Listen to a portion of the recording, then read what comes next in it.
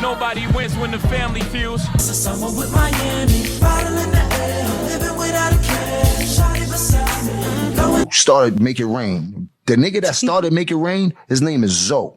He's from Miami. It's the first nigga I ever seen Make It Rain besides Big Pun. Big Pun didn't make it rain. He used to ball the money up and then hit the bitch head. Yes. Oh my God. Miami. Softballs for them. Zoe. Terror Squad. Zoe guys, Pound Boys. all of them. Going down there, Rolex. First time, seen a nigga get 5,000 and he's flicking that shit. Wah, wah, wah. Like, what? Just got out the halfway house. Man. I remember back then, man, know what I'm saying, when BMF and Jim Jones went through there. I wasn't there, but one thing I know, Jim Jones told me, and the next day we was there. One thing about a gangster, he could be robbed, pistol, kidnapped, but when he sleep on it, he wait 10 years to come back, 20 years. We came back the next day. And all them boys like, man, ain't nothing, man, a misunderstanding. That was it. And we talking prison. Me, Meech, and Jim Jones on the phone together. Nothing, man. It was just a misunderstanding, man. Don't forget about a gangster. All right, here we go. Today we have Ali Zoe Adam, founder of the infamous Zoe Pound, who is doing his first interview after doing 18 years in prison on kingpin charges. Welcome to Vlad TV. Gunplay. Who's that dude? Torch. I'm like, Gunplay, you from Texas. You came at 22 years old. You going crazy. There's one Ali Zoe. You heard of that? You know that boy? Nobody do. That's the crazy part. I'm calling around. They like, who? Nobody know that mook, bro. Nobody know dog. I don't really go. I don't really, you know what I'm saying, get active on nobody with no paperwork because you don't know what's gonna happen and come behind that, dog. Family, today we talk about a man who's known in the industry and the streets. A Haitian man who came to Miami via boat at a very early age, which we'll later discuss. And after 1 year coming to Miami, this man we are about to discuss was still a kid when he became connected to one of the biggest gangsters in Miami. A guy who used to hang in front of his mom's supermarket, Boobie Williams, who had an alleged crew that's well documented called the Boobie Boys. But eventually that teenager who we're about to discuss became a man, and according to the feds, eventually became a part of one of the most respected organizations based out of Miami, Florida, Zoe Pound, which we'll later break down their origin later in the video. But now, this Haitian man has recently came home after serving 18 years, and over the past 2 weeks, has been making his rounds on various platforms, giving his side of the story. And stories like Lil Wayne in regards to his jury, Suge Knight being shot by him. So when Suge Knight got shot in the thigh, he screamed? Yeah. Yeah. He blur out. Yeah. He blur out. He know yeah. Right. You said 50 slept Fredro? Yeah, he did though. And him allegedly being one of the co-founders of Zoe Pound. But something about his return has been off. People have been giving mixed emotions. And the people he once celebrated with hasn't came forward to shouting him out. In this video, I think we uncover why. A well-known gangster who turned into a criminal informant. Today we go over his story, read his indictment, and see where he stands today. But before we go over this one, I want you guys to remember, I won't give you no angle. I just give you the story. So with that being said, make sure you like, comment, and subscribe. We're gonna jump right to it. Zoe Pound is a Haitian-American street gang based in Miami, Florida. The Zoe means bones, referring to gang members being hard to the bone, or in their strong sense of Haitian pride. And the word pound is referring to the gang's drug traffic, or the phrase, power of the United Negroes in divinity. Some members of the group, such as rapper Kodak Black, saw Zoe Pound as a movement for Haitian pride rather than a gang. Major role in your upbringing. So can you explain to everyone why is it so important to be in tune with your culture? I mean, cause that's a whole nother that's a whole nother country and stuff like that. Like I can't get away from it. That's my culture and stuff like that. But on another token, like I got a whole nother country. I got America cause I was born here. And I got Haiti because that's where my family from, Yeah, for sure. And also, I think that everyone should be proud of where they come from. Yeah, and it's important that you know your culture. And also, shout out to all the Zoes in Miami. Shout out to all the Zoes in Miami. And also, shout out to all my Haitian uncles in Dade County that always look out for me when I'm in town. Big Z's to the world freeze. Big Z's to the world freeze. While finding members of the gang said Zopound was founded as a gang and the sole purpose of making money. The gang had a code of secrecy, including the true meaning of the gang's name. They also shared tattoos and gang signs, only fly colors of Haiti. Zopound originated from refugees from the poverty, disease, and repression of the native country, Haiti. According to local reports, the first wave of Haitian immigration to Miami occurred in the 1970s. The second wave of refugees arrived after 1991. Zopound was founded by Jane Artertide in 1990. The gang attracted poor Haitian youth who were assaulted by their peers at school, including in Haitian Friday attacks. Zopound became the most powerful of the Haitian cliques to form in Miami working-class Haitian neighborhoods. The gang sold narcotics as a means of acquiring money and power. During the 1990s, the gang engaged in the robbery of ships carrying Colombian cocaine into the port of Miami before smuggling the stolen goods up the Miami River. When the police cracked down on the cocaine trafficking business in the late 1990s, the Zopound engaged in increased secrecy, killing the crew members of smuggling boats to leave no witnesses. Meanwhile, the gang exercised its power from a house on the corner of Northeast 56th Street and First Avenue at a headquarters dubbed the White House, which the gang sold marijuana and other drugs between 1994 and 1995. Zopound evolved into a gang of hardened killers, robbing banks and stealing cars. The gang's founder, Jane, had left the gang as Zopound, became increasingly violent and began to sell bump, which is cocaine-laced marijuana. By 1997, the Colombia set up a hub in Haiti, and Zopound helped them smuggle drugs into Florida. And at this point, Zopound dealt ruthlessly with his enemies. One incident happened on February 8, 1996, when the rival Haitian gang, the Street Action Posse, launched an attack on Zopound, only for Zopound to catch wind of SAP's plan. Zopound ambushed the SAP gangsters at North 56th Street and Miami Place, killing one of their members. Zopound also fiercely protected his headquarters, threatening to shoot up cars whose driver did not lower their windows and identified themselves if they drove past the White House. The gang stocked a huge artillery of weapons, and they had a policy of having every occupant of a car empty their magazine and drive-by shooters against their targets, hoping to send a message they had bullets to spare. The gang also used everyday items such as heated irons or spoons to torture their victims' families. In addition to privacy against drug shipments, Zopound began to engage in home invasion to steal drug and cash stashes. They were tipped off by gangs in Haiti about Haitians traveling to Miami with large quantities of money. By 1999, the Miami-Dade Police Department had to call the FBI for assisting with setting up sting operations involving hidden money and drugs in homes that Zopound members would rob. The police also began regular patrols through Lower Haiti to crack down on Zopound activity, but the gang continued to be a threat, expanding to other parts of Florida and up north in Orlando, Alabama, Georgia, and New York. The gang also expanded to more legitimate fields, such as rap music, with Red Eyes recording with Lil Wayne and Blind opening an entertainment company involving music and movies. Which brings up the guy we're talking about today, Ali Lewis Adam, also known as Ali Zopound Adam, the guy who owned the trademark Zopound. According to Ali PSI, he had a very hard childhood.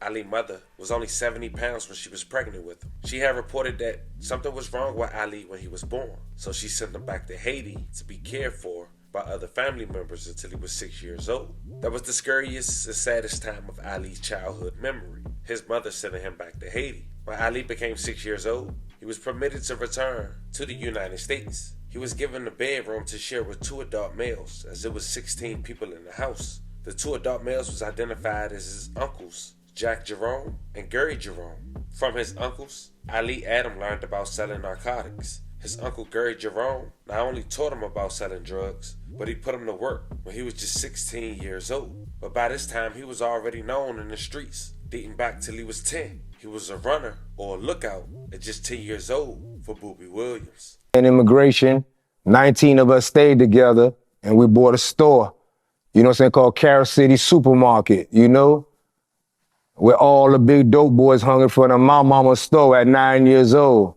Like, ain't nobody could make me, like, all the big dope boys in front of my mama's store at 9 years old. Okay, so now your family has Carroll City Supermarket, so you guys have a legitimate business. And like you said, there's 19 people in the household? Yeah, it's 19 in the household. My mama was like, she's born and she got 9 brothers behind her. And, you know, we worked. It ain't last long, but yeah, they were still together. Okay, so here you are in Carroll City. Your parents own a supermarket. And around 10 years old, you start running with Kenny Booby Williams. Yeah, Booby was posted up in front of my mama's store. Booby, D Green, Bernard, Efo, all of them posted up in front of my mama's store. But, you know, to me, if I look back, it's like they became the visual of what I wanted in America. Because I kind of money ain't grow on trees, you know. Store costs $40,000. You know, ain't nothing. But you know what I'm saying? We making it, you know what I'm saying? Trying to sell everything in their mama, food, thing like that, bring food, everything. We grinding, we moving. So Booby had a crew called the Booby Boys. Yeah. How big of an operation did he have at that time? Man, Booby,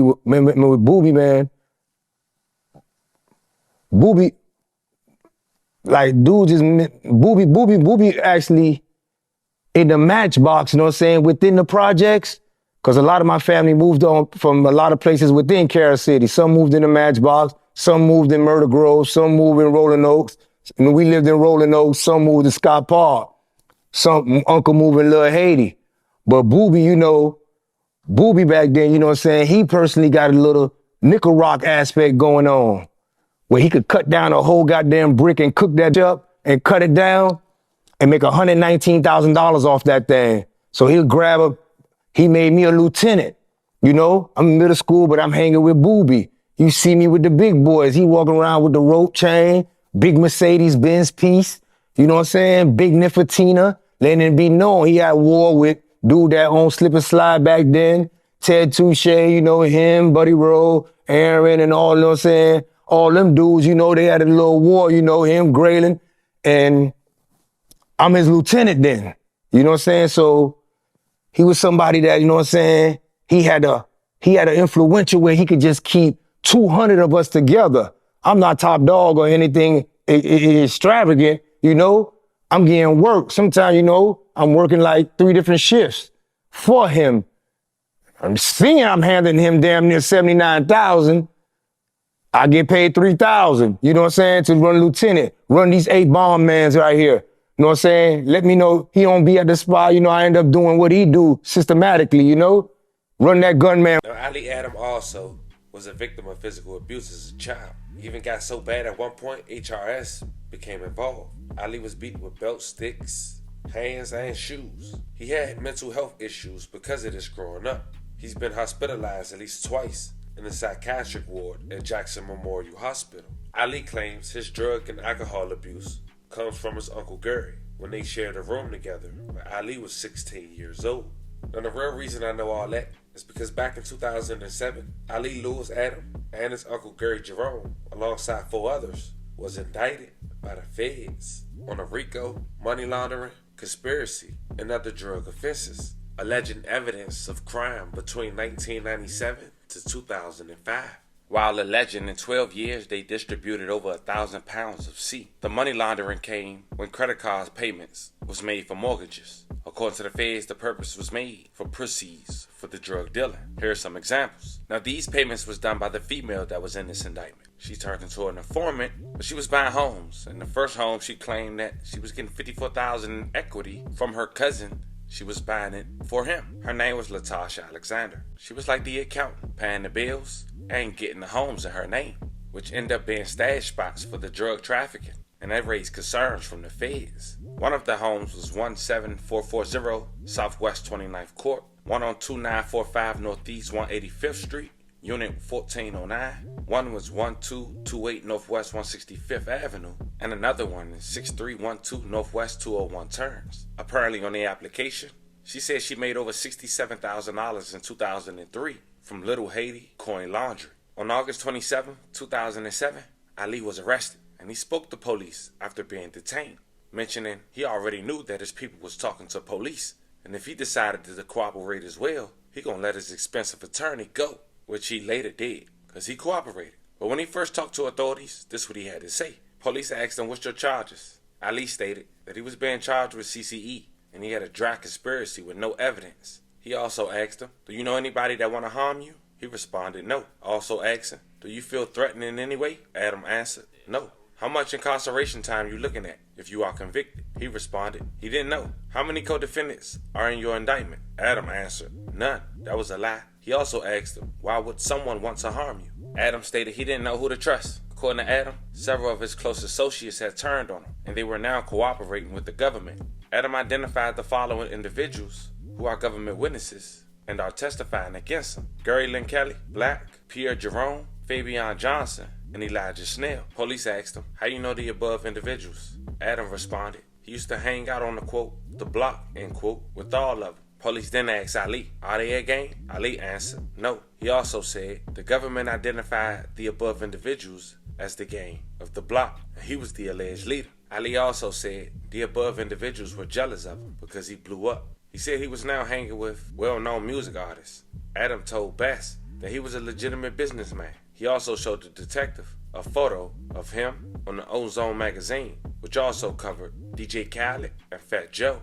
He stated that the above individuals were incarcerated serving time, and he would send money to them periodically to help him out. He said that his attorney told him that he was in the SHU because the Mexicans were after him. Basically, he was in PC. Now I looked it up. It's also proof that Ali wanted to get out of PC on a number of times, but the state had denied it, saying it wasn't in his best interest, as they feared he would have retaliation on his life.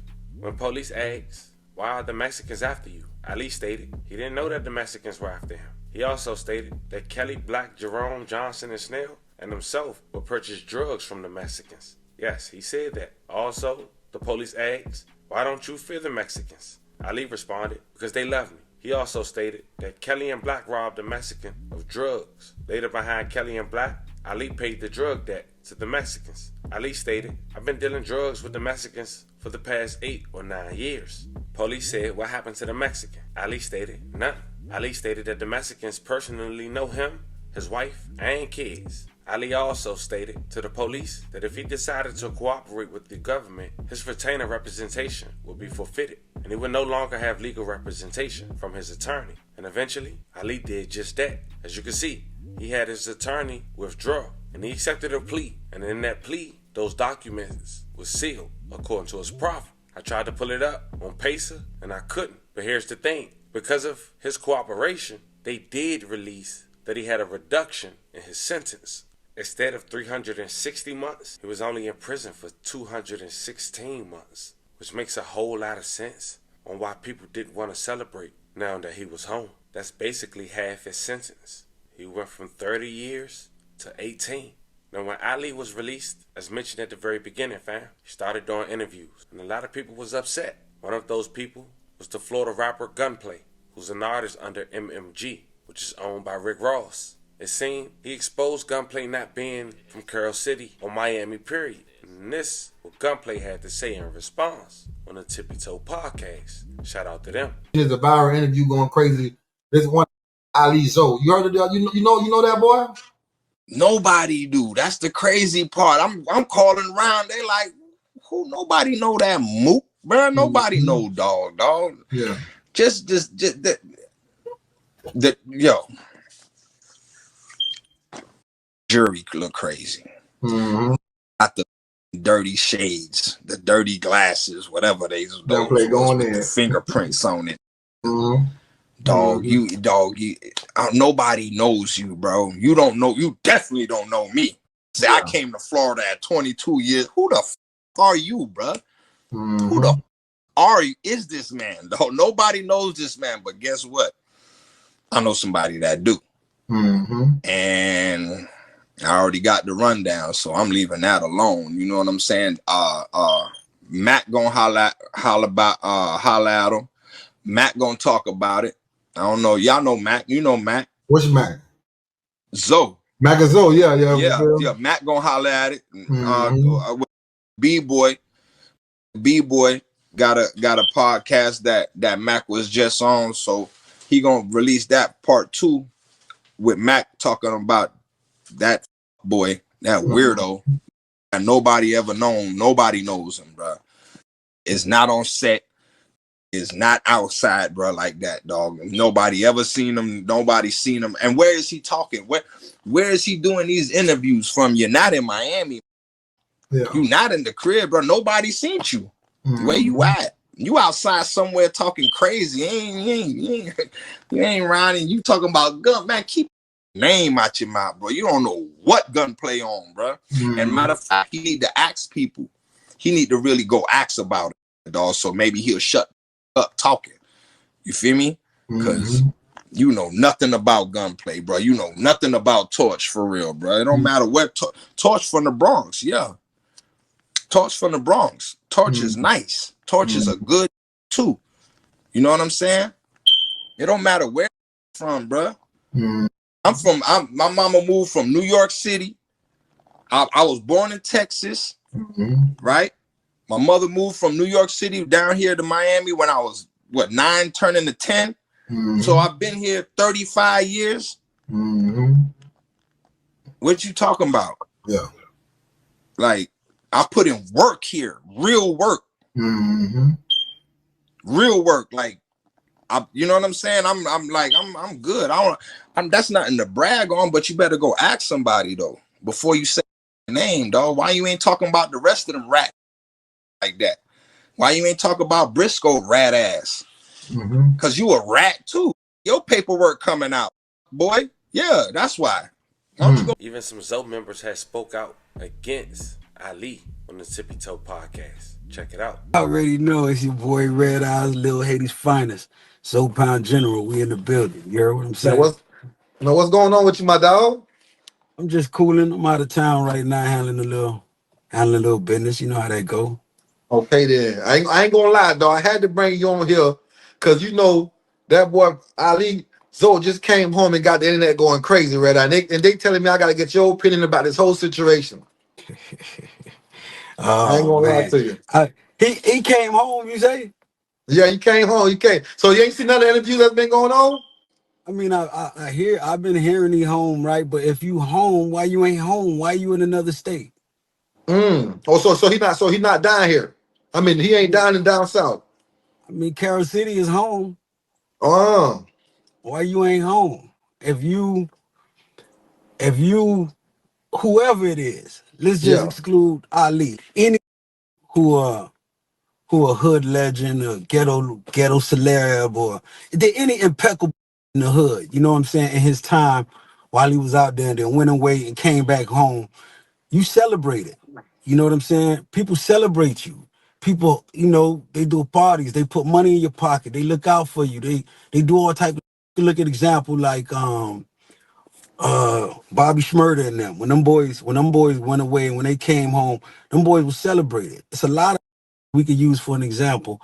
They celebrated.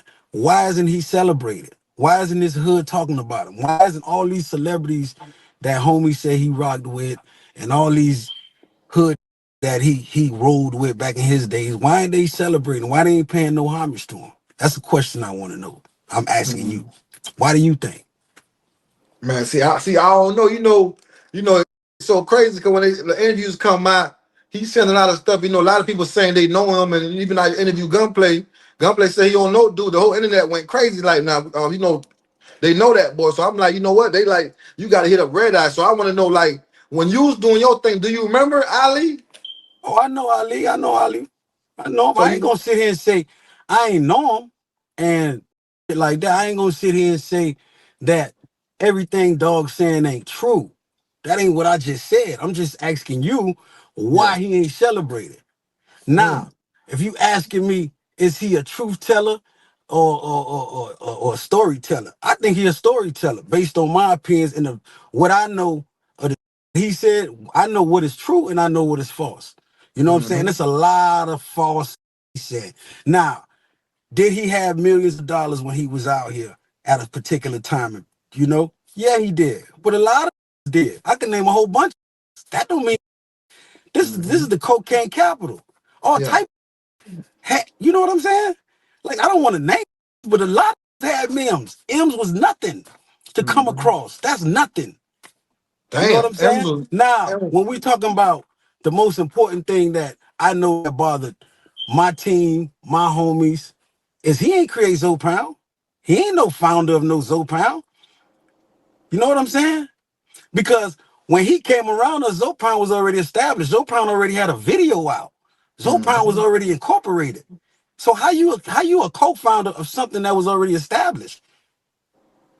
You know what I'm saying? Now, once again, shout out to them. If you guys want to check the entirety of those 2 interviews, you guys should go over there and do so. Well, there you have it, fam. This was the story of a Zoe Pound member who did 18 years in prison after cooperating, came home on a media run, and now drawing eyebrows from his peers. Let me know how you guys feel about this one in the comments. Don't forget to like and subscribe. Until then, I'll catch you guys on the next one.